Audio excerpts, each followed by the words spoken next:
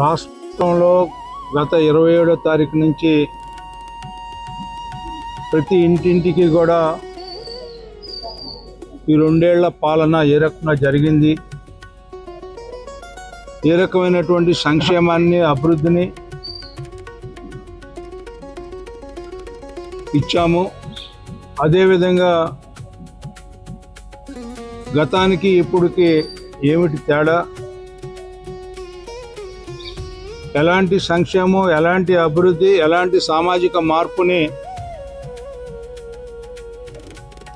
మీరు ఏ విశ్వాసంతో అయితే, నమ్మకంతో అయితే అఖండ విజయాన్ని కూటమి ప్రభుత్వానికి ఇచ్చారో, మీకు ఇచ్చిన వాగ్దానాల్ని అమలు చేయడానికి అమలు చేస్తున్నటువంటి పథకాలు మీకు అందుతున్నాయా లేదా, అన్నమాట మేము నిలబెట్టుకున్నాం లేదా, వీటిలన్నిటినీ కూడా మీకు తెలియజేస్తూ మీ మనసులో ఏముందో తెలుసుకోవటానికి ప్రతి ఇంటికి కూడా 2 నిమిషాలు 3 నిమిషాలు మాట్లాడటానికి ఈ రోజున మన ముందుకు వచ్చినటువంటి కేంద్ర మంత్రివర్యులు పెమ్మసాని చంద్రశేఖర్ గారికి మనందరం కూడా హృదయపూర్వకమైనటువంటి ధన్యవాదాలు తెలుపుకుంటా ఉన్నాం. ఇది నిజమైన పాలన, ప్రజాపాలన. ఏ ఉద్దేశంతో అయితే అఖండ విజయాన్ని చేకూర్చారో దాన్ని వమ్ము చేయకుండా మీ అందరి పక్షాన మేము, మా పక్షాన మీరు అనే భావం, ఆ రకమైనటువంటి మమేకమైనటువంటి ఆలోచనలతో మీ ఆలోచనల్ని విధానంగా తీసుకుంటూ మీ యొక్క సమస్యల్ని, ఆర్థికపరమైన సమస్యల, ఆర్థికేతరమైనటువంటి సమస్యల, ఆ సమస్యల్ని పరిష్కరించుకుంటూ మరింత చేరువ అవ్వాలి. ఈ నాయకత్వం 10 కాలాల పాటు ఉండాలి అంటే ఈ రకమైనటువంటి కార్యక్రమాలతో పాటు మీకు ఇంకా ఏమి అవసరమో ఈ సమాజం అభివృద్ధి చెందడానికి, మీరు సంతోషంగా జీవించడానికి అని చెప్పి ఈ కార్యక్రమం యొక్క ముఖ్య ఉద్దేశం. మరి ఎంత పనులున్నా మీరు గెలిపించినటువంటి వ్యక్తులుగా, మీరు ఆశీస్సులు అందించినటువంటి వ్యక్తులుగా ఈ రోజున మిమ్మల్ని అందరినీ కలవటానికి ఇచ్చేసినటువంటి చంద్రశేఖర్ గారు ఇప్పుడు మాట్లాడతారు. మా పాత్రికేయులందరికీ ధన్యవాదాలు. ఈరోజు మీరు రాష్ట్రంలో చూస్తుంటే దేశంలో ఏ రాష్ట్రంలో లేని విధంగా ఒక పక్క అభివృద్ధి, అదేవిధంగా మరో పక్క సంక్షేమం. దేశంలోని ఏ రాష్ట్రంలో కూడా 4,000 రూపాయలు, అదేవిధంగా 6,000 రూపాయలు దివ్యాంగులకు కానీ ఇటువంటి పెన్షన్ ఇచ్చేటువంటి పరిస్థితి లేదు.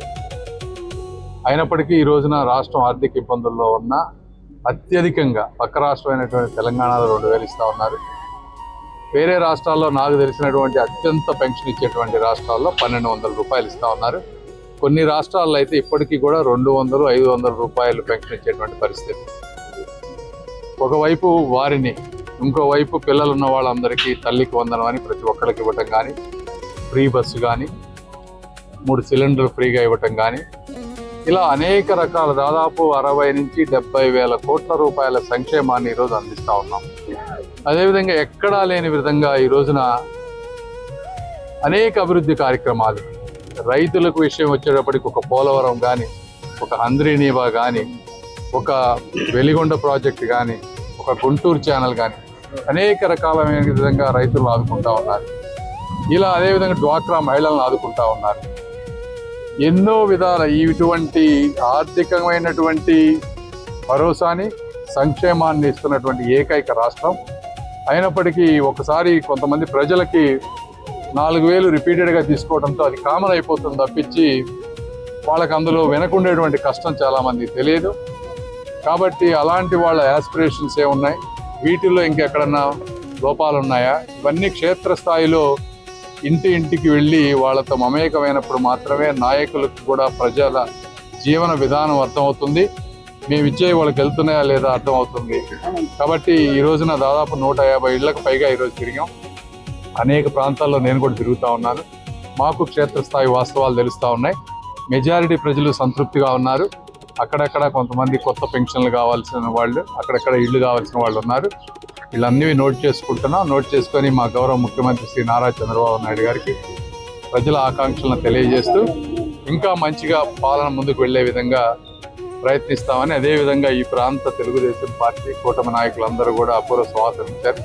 వారందరికీ అదేవిధంగా మా ఆలపాటి రాజేంద్ర ప్రసాద్ గారికి మనస్ఫూర్తిగా ధన్యవాదాలు తెలుపుకుంటూ సెలవు తీసుకుంటున్నాను. Thank you.